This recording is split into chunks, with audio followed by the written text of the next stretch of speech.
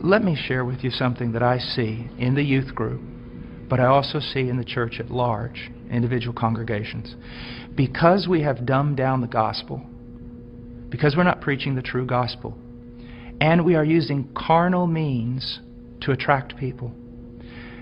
If you use carnal means to attract men, you're going to attract carnal men.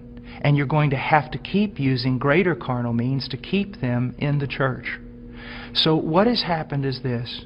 We have these large churches filled with many unconverted carnal people. But in those churches, we also have this small group of people that honestly want Christ. And they honestly want His Word. And they honestly want to be transformed. They don't need anything else. All they need is true worship of the true God and Scripture being preached to them and lived out before them. That's what they want. Now I want to tell you the great sin of the American pastor. And this has got me in a lot of trouble, but it's true. This small group of converted people in that local church, all they want is Jesus.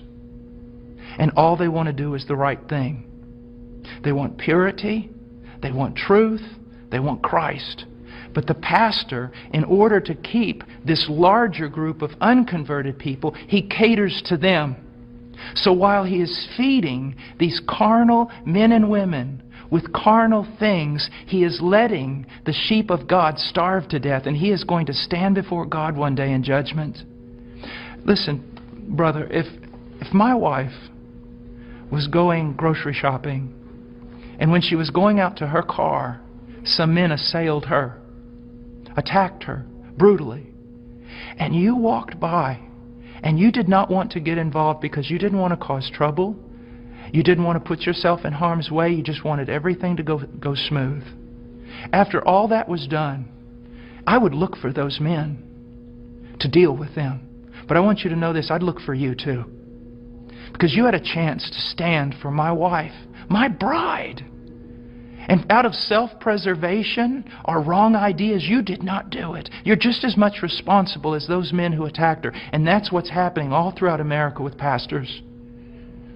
It's the bride of Christ. There are sheep in all these churches, many of them, even churches that seem somewhat heretical in places. You'll usually find a group of people who truly want Christ, but the leadership is catering to the carnal and letting the bride of Christ starve to death, impoverished. And that is wrong. And there's going to be judgment for it. And the same thing is happening to the youth. I know young people that say, you know, Brother Paul, I listen to you all the time. And I said, well, what about your church? He goes, well, they don't preach this. It's not what the other young people want. And so they give them what they want. I'm starving to death. A little child of God, it would be better than a millstone be tied around your neck than you cause this little one to stumble.